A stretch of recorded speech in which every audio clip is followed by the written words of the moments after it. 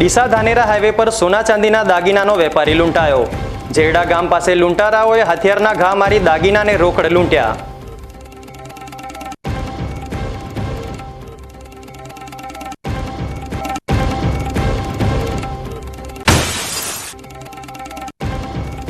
ડીસામાં cold storage સંચાલકે સરકાર સાથે છેતરપિંડી કરી 3 કરોડથી વધુનો લીધો લાભ।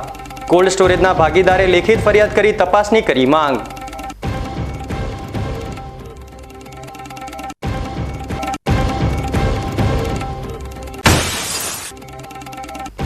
પાલનપુર એરોમા સર્કલમાં ખોદેલા ખાડામાં ટ્રક પલટી, સદનસીબે મોટી જાનહાનિ ટળી।